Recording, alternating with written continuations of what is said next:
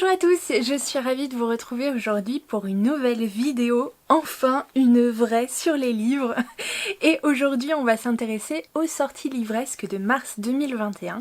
Je vous ai fait une petite sélection de mon cru. Alors concrètement j'annonce tout de suite la couleur.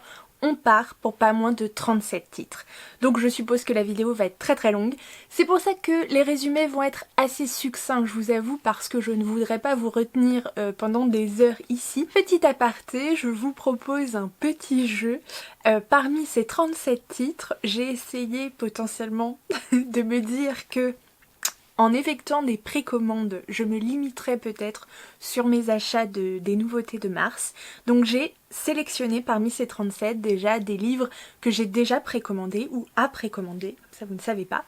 Bref, 4 titres. Je vous propose d'essayer en commentaire de deviner les 4 titres que j'ai déjà précommandés ou bientôt précommandés. Bref, voilà, j'ai hâte de savoir du coup vos pronostics, je suis assez curieuse de savoir si vous me connaissez assez bien. Et j'ai organisé comme la dernière fois la vidéo, je vous mets les petits timers ici pour ceux qui seront intéressés que par certaines catégories, ça vous facilitera la vie. Je vous présente d'abord une sélection de grand format, puis de poche. Est-ce qu'on dirait une présentatrice météo? Peut-être. Bref. Grand format poche et ensuite une sélection de graphiques, d'abord des mangas et on finit sur des BD. Je vous fais mon petit laïus tout de suite. Si vous n'êtes pas encore abonné à la chaîne, eh bien n'hésitez pas, c'est peut-être le moment ou jamais. Et n'hésitez pas ensuite, si vous appréciez le contenu, à liker la vidéo, à mettre un petit commentaire. Pour ça, il faut, je crois, juste avoir un compte YouTube. Donc c'est pas bien compliqué, on utilise son adresse mail, un code et il n'y a rien d'autre à faire. Vous recevrez pas de pub particulière, rien du tout. Vous pourrez simplement être notifié si vous le désirez quand une nouvelle vidéo du coup sortira des comptes que vous suivrez. Bref, ça c'est dit. Et n'hésitez pas non plus à partager vos petits moments visionnage du coup sur vos réseaux sociaux en m'identifiant du coup avec mon compte Instagram juste ici. C'est un plaisir et franchement de voir et de partager ça avec vous ces moments-là. Non pas pour voir ma tête particulièrement, mais juste pour voilà partager ce moment-là aussi avec vous, avoir une sorte de retour. C'est hyper sympa et du coup je me fais un plaisir à chaque fois à repartager. Donc voilà, si ça vous tente, surtout n'hésitez pas, ça me fera super plaisir et du coup ça montrera simplement votre petit soutien. Cela étant dit, on ne perd pas plus de temps, on se lance d'ores et déjà avec la première sortie. Le 2 mars chez Plume Blanche sort la partie 1 et la partie 2 du tome 1 de la Guilde des Ombres d'Anatrice. On est ici sur un young adult fantasy. On va suivre dans la cité des vices la Guilde des Ombres qui est une guilde d'assassins elfides qui va se retrouver légèrement chamboulée quand pour la première fois, une enfant humaine est pressentie pour devenir une ombre. Le tome 2 est déjà annoncé pour 2022. On continue sur notre lancée avec le 3 mars, la sortie chez Albin Michel de Là où le bonheur se respire de Sophie Talmen. Dans ce contemporain de 288 pages, on va suivre Lily, apprentie parfumeuse qui, quand sa petite sœur Clarisse est hospitalisée suite à un accident, je crois, d'équitation, décide de se lancer sur la piste de leur enfance pour pouvoir stimuler ses sens et lui redonner goût à la vie. Dans ce projet un peu fou, elle va être soutenue par, je crois, un médecin de l'hôpital. Bon, apparemment, du coup, peut-être une petite histoire d'amour. Bref, ils vont se retrouver ensemble sur ce projet, voilà, un peu fou et s'apercevoir qu'en fait, cette manière comme ça de se lancer dans le soin des autres, c'est peut-être aussi une façon de se soigner soi-même. On continue le 3 mars, une petite sortie chez les éditions Rouergue de La Sourcière d'Élise Fontenaille. Alors j'ai eu du mal à déterminer si c'était un roman, une nouvelle ou un petit conte puisque ce livre est annoncé à peu près de 112 pages, donc c'est quand même assez peu, allons-nous dire, c'est déjà très bien, mais voilà, pour un format roman, c'est vrai que c'est assez court. On est sur une fantaisie plutôt ado, qui va nous raconter l'histoire d'une brodeuse qui recueille en fait une enfant chez elle. En fait, la mère vient accoucher chez cette brodeuse, c'est une très jeune femme, voire fille. Elle meurt en couche et du coup la brodeuse adopte en fait le nouveau-né. Cette petite fille va grandir et va se révéler pleine de mystères et probablement de pouvoir. Elle est toujours accompagnée d'une renarde et tout semble bien se dérouler jusqu'au jour où le seigneur local, qui est apparemment cruel et sanguinaire, la découvre et du coup se prend d'une terrible obsession pour elle. Bref, sa vie est en danger, etc. Le résumé est vraiment intriguant. Après, au niveau de la forme, je ne saurais trop vous en dire. Ces 112 pages me font un petit peu peur. Si c'est un premier tome, en effet, mais ce n'est pas annoncé comme ça.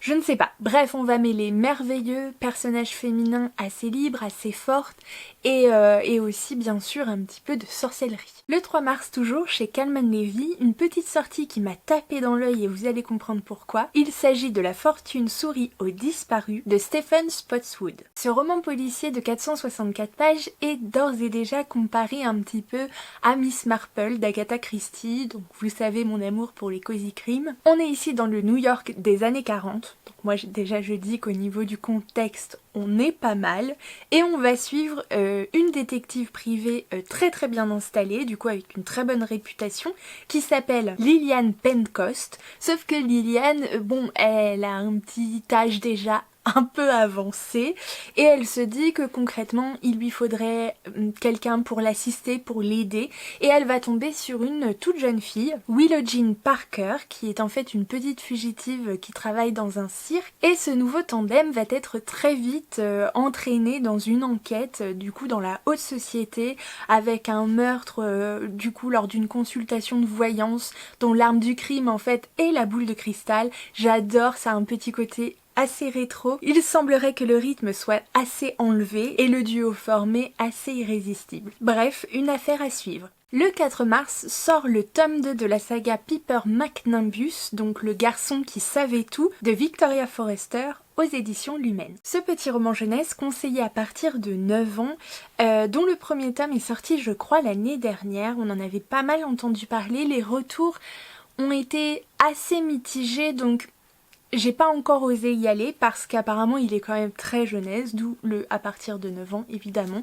On va suivre dans le premier tome en tout cas Piper, qui est une jeune fille qui a le pouvoir en fait de voler, ce qui est pas très habituel dans le monde dans lequel elle vit, donc ses parents en fait veulent absolument garder le secret et donc elle n'entend que des attention, surtout ne pas montrer, rester cachée, école à la maison, etc. Bon, arrive un jour où en fait elle va le montrer à tout le monde lors d'un rassemblement et donc une école, une académie, bref, va la contacter et elle va l'intégrer en fait avec tout un groupe d'enfants qui se retrouvent avec des pouvoirs eux aussi assez extraordinaires. Voilà en gros le pitch de base et du coup on est ici sur le tome 2. Donc si vous n'aviez pas encore osé vous lancer par crainte du coup d'être dans l'attente du tome 2, eh bien c'est peut-être le moment. Le 4 mars sort chez PKJ Sous un ciel d'or de Laura Wood. On est ici sur un roman young adulte de 384 pages dans lequel on va suivre Lou, 17 ans, dans les années 1920, qui vit dans une petite ferme en Cornouailles. Lou est fascinée par la maison d'à côté, qui est une grande demeure appartenant à une riche famille de l'aristocratie anglaise qui a délaissé cette maison depuis des années, et Lou du coup qui est apprentie écrivaine est vraiment fascinée par cette demeure et par cette famille dont elle suit en fait les aventures dans les revues, dans les journaux, etc. Et donc elle passe beaucoup de temps en fait dans cette demeure abandonnée, elle y écrit, elle y rêve jusqu'à l'été où la famille réinvestit les lieux.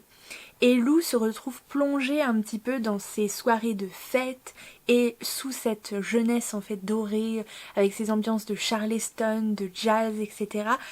Elle va découvrir que voilà, tout ça cache peut-être de sombres secrets. Vous pourrez admirer cette magnifique couverture de chez Pocket Jeunesse, vraiment ça donne très très envie. Et le thème des années 20, des Cornouailles, etc. Moi perso ça me hype un petit peu. Je sais pas pour vous mais moi j'ai un petit côté Gatsby. Voilà qui me vient tout de suite en tête avec ce résumé. Alors vous allez dire peut-être que pas du tout finalement, mais voilà, avec ce résumé j'ai un petit peu ça en tête, donc je me dis que ça peut être assez sympa. Le 4 mars toujours sort Glace de Christine Ferré-Fleury chez Scrinéo. Vous pouvez d'ores et déjà admirer la magnifique illustration de la couverture réalisée par Xavier Colette, qui n'est autre que l'illustrateur également du Paris des Merveilles ou encore de la dernière jaquette de La Mécanique du Diable. Cela étant dit, on est ici sur une dystopie young adulte, conseillée à partir de 15 ans. On va y suivre dans une terre désolée Sana, qui est une jeune fille qui a perdu toute sa famille, ses parents sont décédés, son meilleur ami Kei a été enlevé par ce qu'on appelle les glacés. Et quand la grand-mère de Kei, qui est la seule proche encore de Sana, vient à mourir, Sana décide que c'en est trop, elle n'a plus rien à perdre, elle se lance alors sur les traces de son meilleur ami disparu, pour découvrir un peu voilà, ce qui a pu se passer, ce qu'il a pu devenir, est-ce qu'il est toujours prisonnier de ces glacés qui vivent derrière un bouclier climatique, si j'ai bien cru comprendre, voilà, au-delà des montagnes glacées. Et alors, concrètement, est-ce qu'on serait pas sur une petite revisite du mythe de la Reine des Neiges, avec une reine immortelle qui justement règne sur ces fameux glacés? On va donc suivre la quête de Sana, avec un parcours semé d'embûches, de rencontres inattendues, bah voilà, pour essayer du coup de vivre, de survivre et surtout de retrouver en fait son meilleur ami. Le 5 mars sort enfin la deuxième partie du tome 4 de la saga Keleana, intitulée La Reine des Ombres de Sarah J. Maas aux éditions La Martinière Jeunesse. Alors je ne vais pas vous refaire du coup le petit résumé de la saga Keleana, tout le monde ou presque la connaît. On est ici sur une fantasy young adulte et un tome de 368 pages à peu près. Je crois que c'est le dernier si je dis pas de bêtises. Dans la nouvelle édition que propose la Martinière Jeunesse bien évidemment. Si vous me suivez, vous avez peut-être vu déjà que j'ai reçu le premier tome de cette saga il y a pas longtemps puisqu'il est à une offre découverte. Je crois à un prix de 9 €, enfin 9,90 €, 9,99 €, bref moins de 10 €. Donc je me suis dit bon quand même pour un grand format il fallait bien que je craque. Donc voilà, enfin la deuxième partie du 4e tome est sortie, donc je crois que la saga est complète. Donc voilà, c'est le moment de se lancer. Le 10 mars sort chez Brajlon en format médium La route d'où l'on ne revient pas d'Andrzej Sapkowski. J'espère que je l'ai pas trop écorché. Bref, on est ici sur un recueil de nouvelles fantasy de 384 pages en format médium, je l'ai peut-être dit. On va y retrouver en fait des nouvelles donc qu'a écrite l'auteur, dont une je crois sur les parents de Gérald, donc la saga Le Sorceleur, hein, vous savez vous-même mieux que moi, la légende revisitée de Tristan et Iseut, et une nouvelle sur l'ombre d'Alice et de son chat, du Chichai, bref, voilà, assez barré le truc. Chaque nouvelle est apparemment précédée d'un avant-propos de l'auteur, en fait, qui nous raconte la genèse de chaque nouvelle de manière cocasse et spirituelle. Le 11 mars, c'est une des sorties très attendue chez les fans de cette maison d'édition. Il s'agit du tome 1 de la saga d'Aevabad, intitulé La Cité de Laiton, connue sous le titre anglais City of Brass, de S.A. Chakraborty. Et je me souviens plus si je l'ai dit, mais c'est chez De Saxus. On est ici sur une saga fantasy orientale et je vous avoue qu'il ne m'en a pas fallu beaucoup plus pour rajouter ce titre sur ma liste parce que franchement ça me donne trop envie, vu le temps, vu l'époque, j'ai super envie de repartir dans une saga orientale, franchement ça me donne trop envie. On va ici parler magie, on va parler djinn, on va parler cité perdue dans le désert, bref. Moi perso j'étais déjà convaincue dès les premières lignes, donc sans problème. On va y suivre je crois une jeune fille, Nari ou quelque chose comme ça, bref, qui est une petite arnaqueuse, voilà, à dire qui ne croit pas beaucoup en la magie, et elle va peut-être être assez rapidement détrompée sur ses convictions. On change totalement de registre, mais on reste sur la même date. Le 11 mars sort le tome 7 d'une saga dont je vous ai déjà un petit peu parlé, même si c'était qu'en surface, puisque j'ai le tome 1, mais je ne l'ai toujours pas lu. Voilà, la fille totalement à jour, sauf que du coup je viens d'apprendre que le tome 7 sort le 11 mars, il s'agit des aventures du jeune Jules Verne, ce tome 7 étant intitulé Le Conte à rebours de C. Nemo, j'adore, chez PKJ. On est ici sur un roman jeunesse conseillé aux 8-12 ans. On va y suivre Jules Verne, 11 ans, explorateur en herbe avec voilà toute une bande d'amis au fil d'aventures plus ou moins périlleuses. Bref, ce sont des petits jeunesses qui ont l'air assez sympas. J'ai vraiment hâte de m'y plonger, surtout que là clairement je suis à la bourre puisque voilà, le tome 7 sort et je n'ai toujours pas lu le tome 1. Alors la bonne nouvelle pour ceux qui voudraient du coup découvrir cette saga, oui je vous le dis là parce que bon j'allais pas en reparler tout de suite après, le tome 1 sort en version poche le même jour.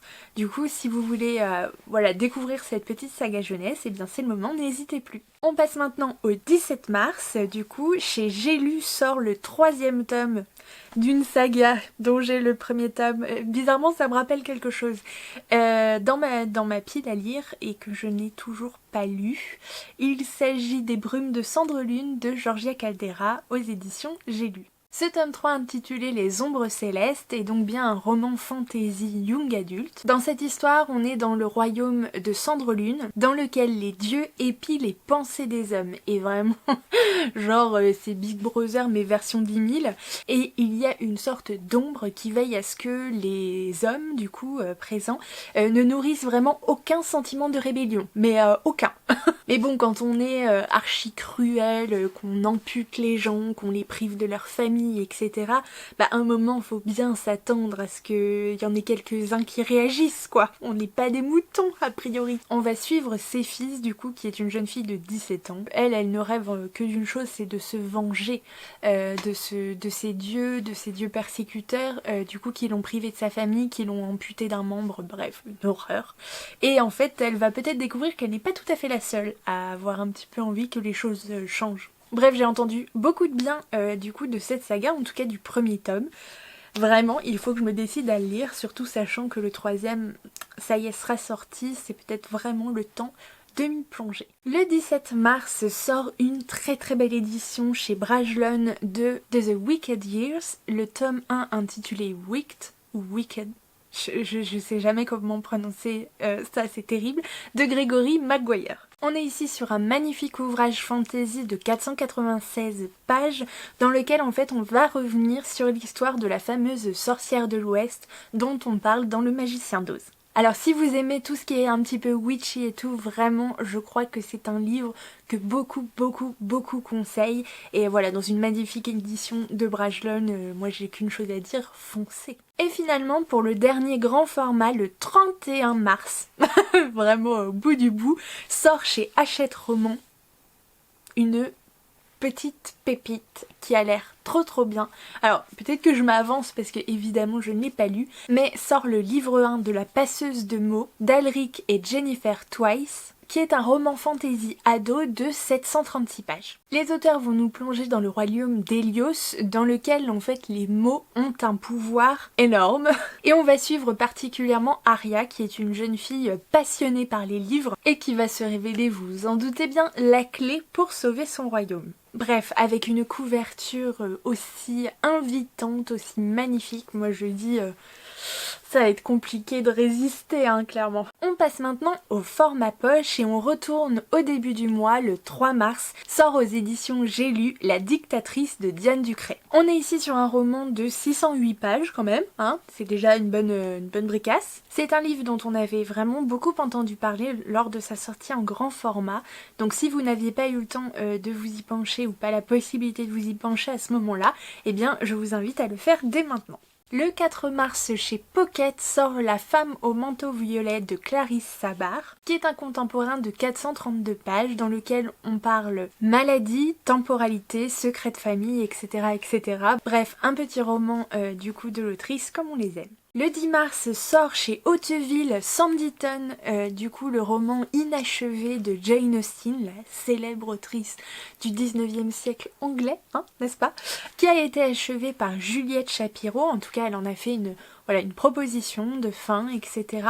Et donc Hauteville sort une très jolie édition de 336 pages. On va y suivre comme d'habitude une jeune femme, du coup Charlotte, qui va rencontrer du coup un homme un peu compliqué, Edward. Bref, je vous laisse découvrir un petit peu le résumé.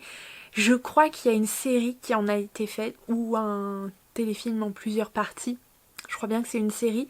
Je sais pas si elle est sortie en VF, mais en tout cas je l'ai vue passer sur internet. Donc peut-être à se pencher. En plus l'acteur du coup qui joue le gars, c'est celui qui jouait dans Divergente.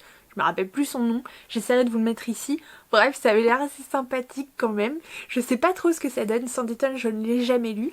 Donc voilà, mais c'est peut-être l'occasion de le découvrir et en plus avec une fin, ce qui est quand même plutôt sympa. À voir maintenant si Juliette Shapiro aura relevé le défi. Le 10 mars sort Se le dire enfin d'Agnès Ledigue chez J'ai lu. On est ici sur un contemporain de 512 pages dans lequel on va suivre Édouard. Du coup c'est pas fait exprès mais c'est encore un Édouard, mais cette fois à la sauce française, qui a laissé femme et enfants du coup, qui les a complètement laissés tomber, qui se retrouve sur le quai d'une gare et qui va décider de se réfugier dans une sorte de chambre d'hôte dans laquelle il va rencontrer une galerie de personnages, notamment Gaël du coup qui est accompagné de son fils Gauvin qui est enfermé dans une sorte de silence du coup suite à Lourd Secret, Raymond, Adèle ou encore Platon, j'adore, le chat philosophe, je l'adore. Et donc voilà, c'est une forme pour lui d'introspection pour savoir un petit peu ce qui lui a pris, ce qui lui arrive, ce qui s'est passé. Et voilà, ça va peut-être entraîner du coup autre chose, une raison d'être. Donc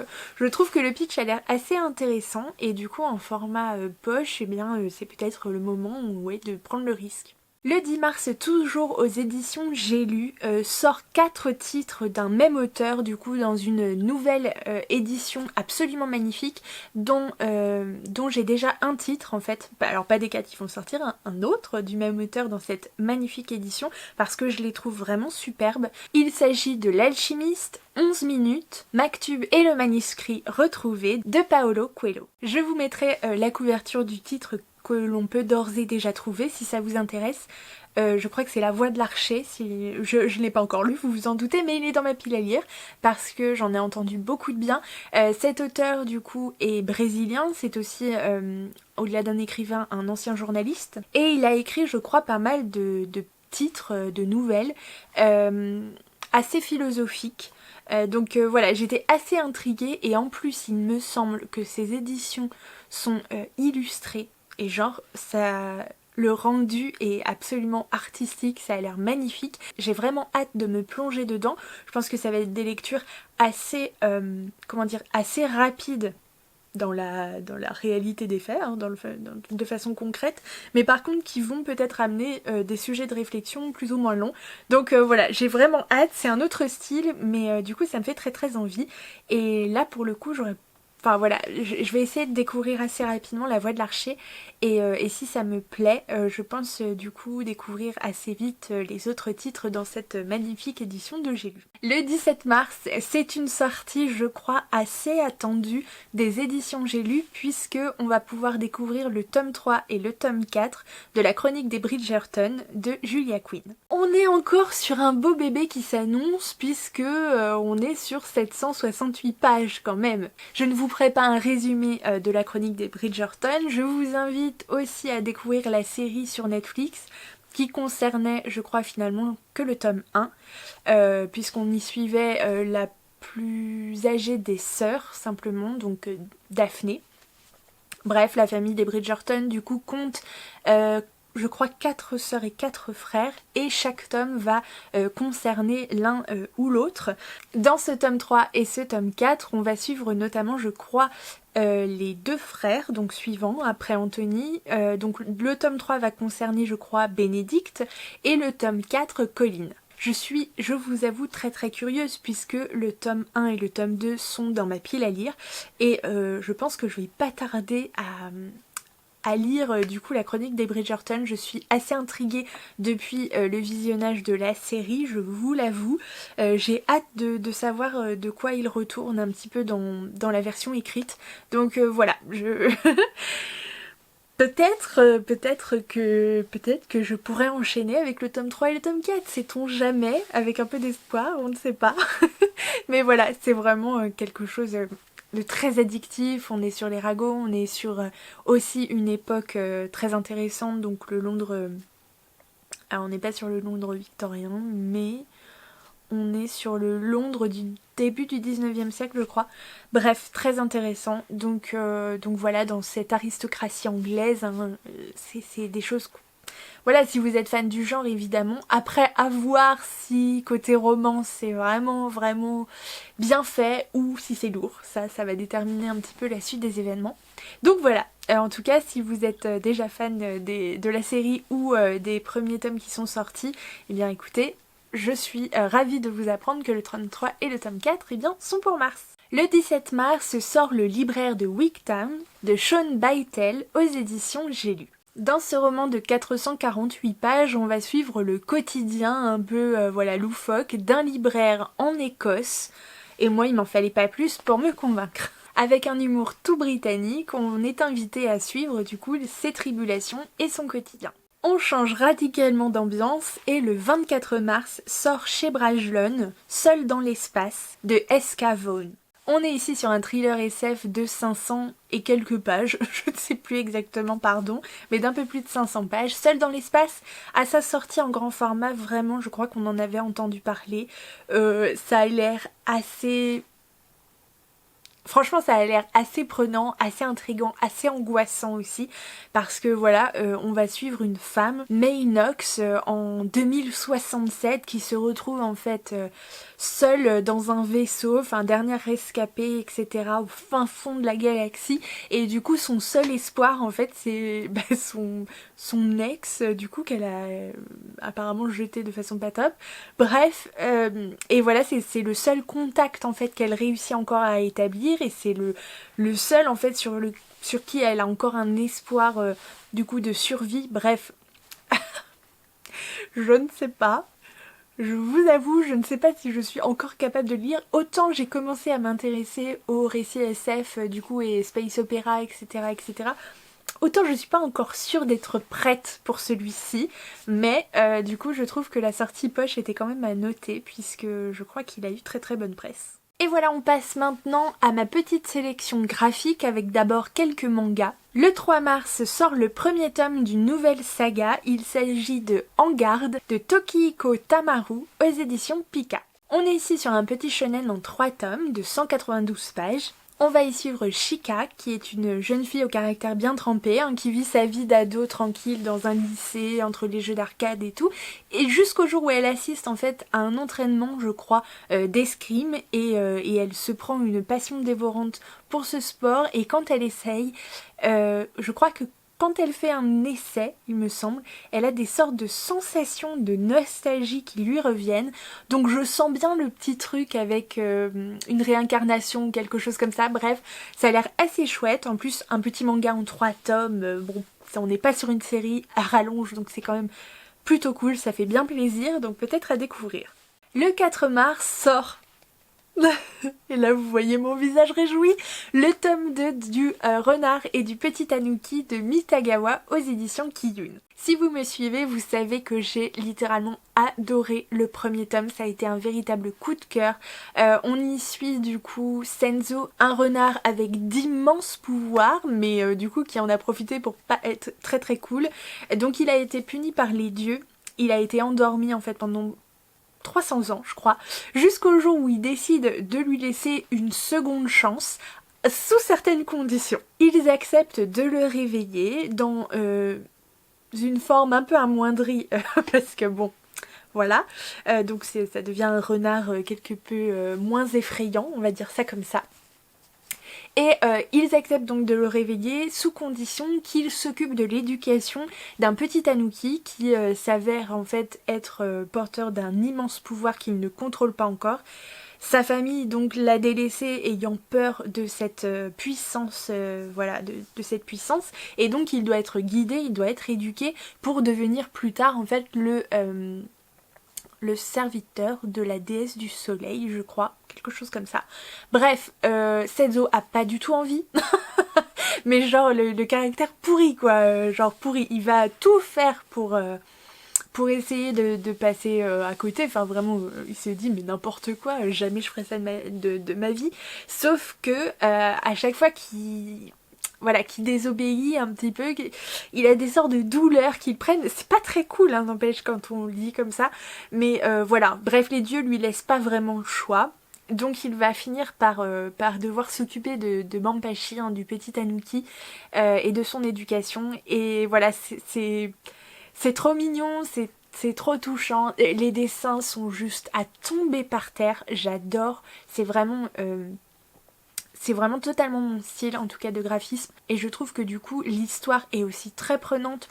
On a tout ce bestiaire en fait d'animaux, de dieux, etc., d'esprits aussi asiatiques qui sont extrêmement intéressants. Moi qui ne suis pas du tout au fait, du coup voilà, j'ai trouvé ça vraiment très chouette. Et puis on a toute cette histoire de fond, cette toile qu'on commence à tisser. En plus le premier tome finit genre il fallait le 2 très vite hein, concrètement, donc c'est cool, il va sortir là. Et donc voilà, du coup il y a plein de choses qui promettent, vraiment qui sont hyper prometteuses. Le premier tome était archi prometteur, j'ai adoré, j'ai vraiment hâte de découvrir la suite de leurs aventures dans le tome 2 et vraiment c'est un régal pour les yeux, donc si vous ne connaissez pas vraiment, allez-y. Aucun souci, on n'est pas sur de la grosse violence, etc. Vous pouvez y aller les yeux fermés, enfants, adultes, c'est un régal. Le 4 mars, toujours chez Kiyun, sort le tome 2 des carnets de l'apothicaire. Et là, je suis désolée, mais je vais reprendre mes notes parce que vous sortir les noms de tout le monde, c'est mort. Déjà que j'arrive pas à les prononcer. Donc, de Natsu Yuga, donc en auteur, Itsuki Nanao, en tant qu'auteur aussi, Kurage Neko en tant que dessinateur et Tukoshino en tant que dessinateur aussi. Donc je vous ai dit aux éditions Kiyun bien sûr, la sortie du premier tome des carnets de l'apothicaire a vraiment eu très bonne presse. Les dessins ont l'air assez chouettes, assez dans la veine que j'apprécie. On va y suivre je crois une jeune femme assez pauvre hein, du coup, qui a quand même une sorte de formation en tant qu'apothicaire puisqu'elle vit je crois à la base dans un truc voilà, où elle a reçu une sorte de formation, hein, ce que les femmes en général n'ont pas vraiment. Donc voilà, sauf qu'elle va être enlevée par un groupe, elle va se retrouver servante des épouses de l'empereur, etc. Donc vraiment ras les pâquerettes. Jusqu'au jour où elle découvre en fait une petite machination, un secret. Elle s'aperçoit qu'en fait... voilà, il y a un empoisonnement ou quelque chose, enfin bref. Et donc l'un des proches en fait des épouses de l'empereur va s'apercevoir qu'elle a quelques connaissances et donc bah, du coup cette jeune fille va être mise à contribution pour déjouer un peu les machinations, bref, sa vie va être en danger. Mais vraiment, apparemment c'est un résumé très succinct parce que je ne l'ai pas lu, je vous avoue, donc j'espère ne pas avoir dit trop de bêtises, c'est ce que j'en avais compris en gros, mais vraiment... Je me pose la question vraiment de savoir si je vais y aller ou pas, sachant en plus que le tome 2 sort. Je suis assez curieuse, vraiment, puisqu'il a l'air vraiment chouette. Le 11 mars sort le tome 8 d'un manga archi connu, vraiment où j'ai entendu mais que des super échos. Il s'agit de Blue Flag de Kaito aux éditions Kurokawa. On va suivre 3 lycéens, 2 garçons et une fille, bref un triangle un peu où les uns sont amoureux des autres, mais il paraît que c'est trop bien. J'ai vu énormément de coups de cœur sur ce manga, donc je vous avoue que je suis très curieuse de découvrir ça. Et donc voilà, sachant que le tome 8 est déjà sorti, bon, je me dis que...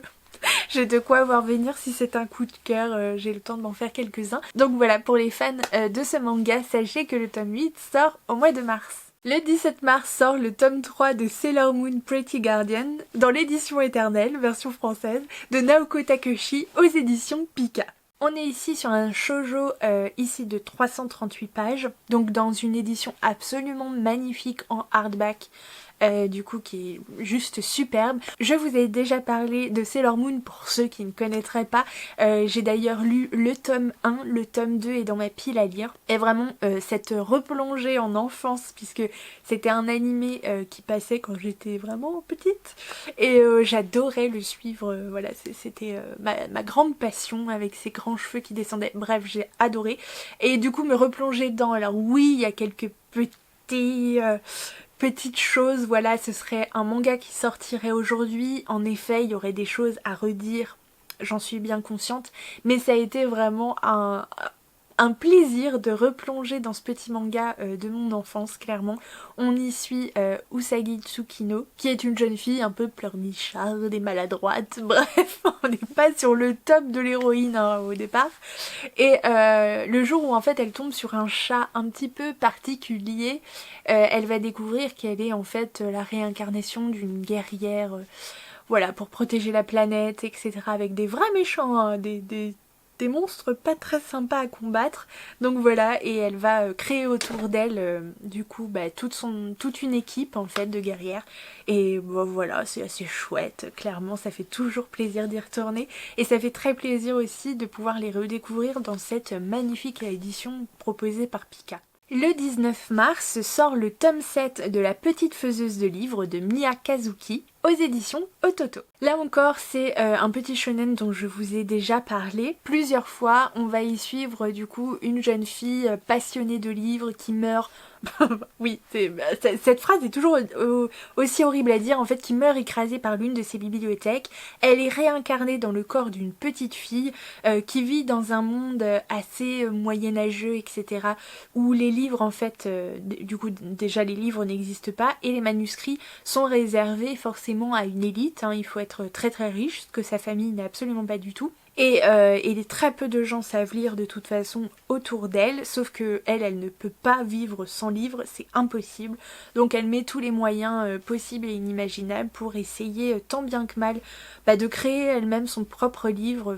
Bref, au-delà du fait que tout ce qu'il faut pour créer un livre coûte extrêmement cher, qu'elle n'a absolument pas les moyens, qu'elle est en plus coincée dans le corps d'une petite fille de 5 ans qui est très très fragile. Bref, je vous passe les détails. J'ai lu les 2 premiers tomes, je crois.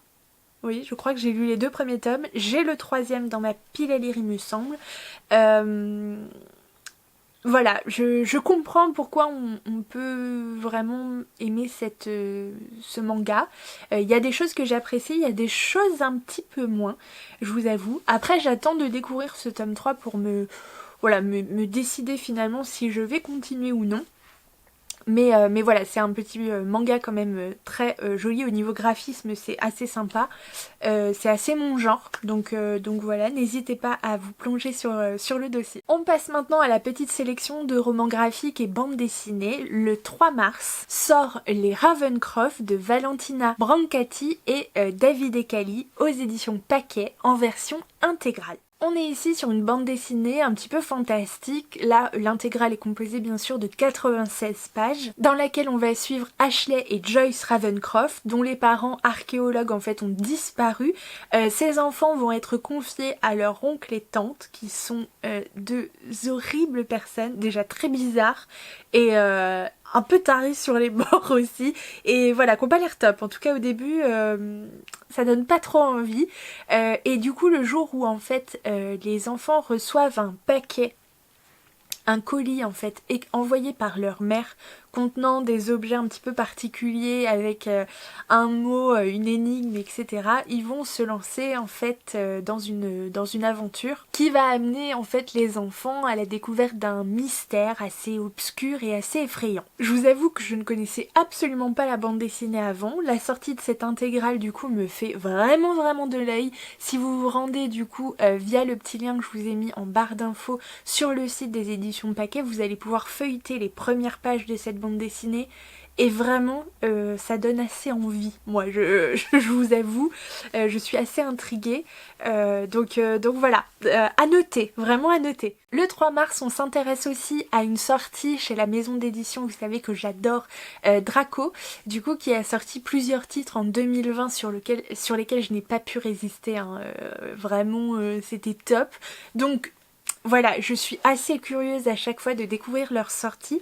Et là, en l'occurrence, j'ai noté le tome 1 de Ella et les Hellboys de Luisa Russo et Kit Toussaint, qui nous propose une duologie fantastique young adulte. Imaginez une vieille demeure dans votre ville où les pires histoires du coup se sont déroulées, meurtres, suicides, etc., qui exercent une attraction assez étonnante sur les adolescents de la ville, et notamment on va suivre du coup dans cette histoire Ella, qui est une jeune fille un peu borderline, un peu en décrochage scolaire, qui zone, etc., dont le petit ami a disparu dans cette fameuse maison des horreurs. Et donc Ella en fait elle décide de retourner dans cette maison pour découvrir un peu le fin mot de l'histoire, et elle va se retrouver projetée littéralement en enfer. Alors qu'elle est en danger, Ella va recevoir l'aide des Hellboys, qui sont 3 demi-démons, je crois, d'anciennes victimes de la maison. Ella apprend alors qu'elle est en fait au niveau du premier cercle de l'enfer, et que pour sauver son amie, elle va devoir traverser les 7 cercles de l'enfer. et au cours de sa quête, Ella va finalement en découvrir un peu plus sur ce lieu étrange, mais aussi potentiellement sur elle-même. Bref, je vous avoue que cette sortie de chez Draco me fait de l'œil, mais genre un clin d'œil appuyé.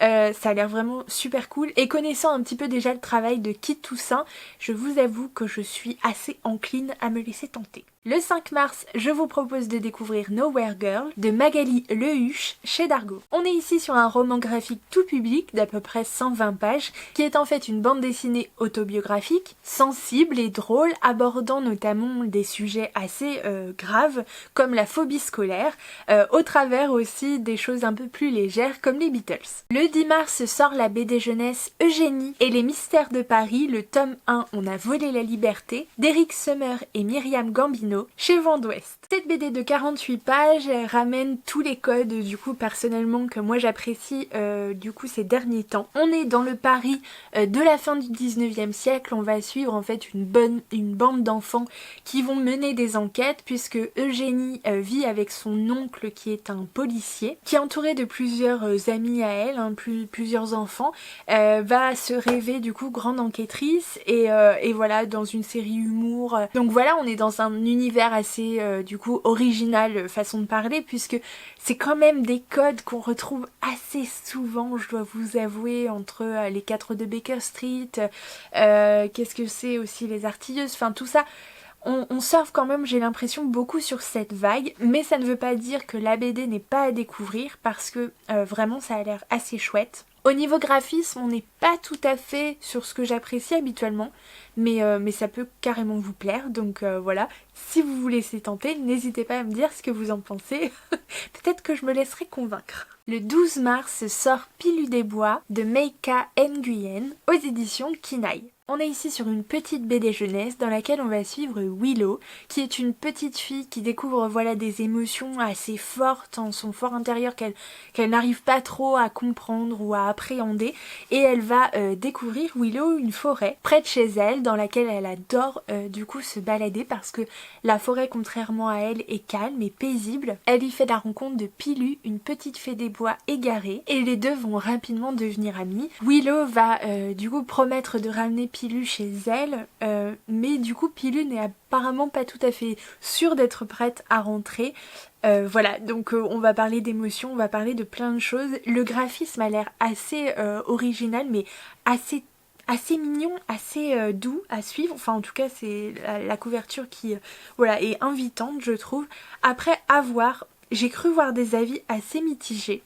Je ne sais pas, mais moi en tout cas elle me tente bien cette BD jeunesse. Le 17 mars, une grosse sortie chez Gallimard BD, il s'agit du volume 1 de Lightfall intitulé La dernière flamme de Tim Probert. On est ici sur une BD jeunesse hors collection qui fait 256 pages, qui va mêler aventure, fantastique et merveilleux. On va y suivre deux amis que tout oppose, Béa et Cad, dans une quête absolument épique pour sauver leur monde des ténèbres. Je vous parlais tout à l'heure des 4 de Baker Street, et bien le 17 mars sort le tome 9 intitulé Le dresseur de Canaries de Gian Legrand et Étienne chez Vent d'Ouest. Je ne vous referai pas le pitch de cette BD, sachez seulement qu'on est sur une BD tout public dans le Londres victorien et cet album fait à peu près 56 pages. Sur des thèmes aventure et policiers, on va suivre simplement les aventures d'une bande d'enfants des rues, formés plus ou moins ou utilisés plus ou moins par Sherlock Holmes. J'ai découvert le premier tome il y a quelques semaines et je crois que je vous en avais parlé en vidéo, j'avais assez bien aimé franchement la découverte de ce premier tome. Au niveau du graphisme, on n'était pas sur un gros coup de cœur, mais plutôt quelque chose de sympathique. Et au niveau de l'histoire, c'était aussi sympa à suivre. Voilà, à voir ce que donne la suite. Mais voilà, au moins vous savez où on en est au niveau des sorties. Le 26 mars, cette fois chez Le Lombard, on va retrouver une sortie qui concerne Kit Toussaint, puisque sort, elle, le tome 1 intitulé La Nouvelle avec un S d'Evelyn Stockhart et Kit Toussaint. Dans cette BD jeunesse de 96 pages mêlant aventure et humour et conseillée à partir de 9 ans, on va suivre elle qui est une jeune fille somme toute assez banale, sauf que elle a priori plusieurs personnalités, pas toutes très sympathiques forcément. Bref, son arrivée dans un nouvel établissement va être l'occasion du coup pour elle de s'intégrer et aussi de se découvrir. Et pour finir, le 26 mars, une magnifique réédition, je ne pouvais pas passer à côté d'une BD très célèbre chez Dargaud. Il s'agit de Jazz Ménard, l'intégrale tome 1, intitulé Trio Noir, composé des tomes 1, tome 2 et tome 3 initiaux, ainsi que le tome 2, intitulé Quartet Noir, composé des tomes 4 à 7, de Raoulet et Roger. On est ici sur une BD polar thriller, pour un public ado-adulte. Dargaud nous propose une réédition magnifique en noir et blanc dans un très grand format, avec un tome 1 qui se compose de 160 pages et un tome 2 qui se compose de 208 pages. Là on est vraiment sur une bande dessinée, moi que j'appelle old school. On va suivre Jazz Ménard qui est un musicien de génie mais aussi un cambrioleur surdoué. Tout ça dans une ambiance populaire d'un quartier de Barcelone. Ces très grands formats sont augmentés de dessins inédits à découvrir. Tout ça avec un scénario impeccable et des dessins absolument expressionnistes. Bref, voilà pour les sorties livresques de mars. J'espère au montage que je vous en ferai une vidéo pas trop indigeste. Bref, j'espère que vous avez apprécié et que vous avez pu découvrir quelques titres, repérer en tout cas quelques sorties intéressantes pour vous.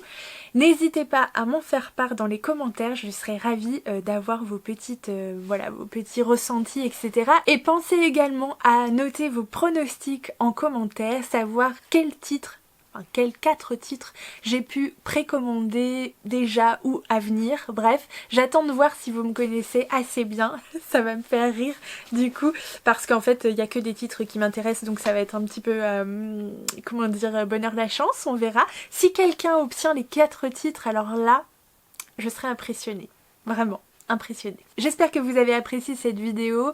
Je vous retrouve très vite sur la chaîne, dès la semaine prochaine normalement, si j'arrive à monter cette vidéo avant la fin de la semaine.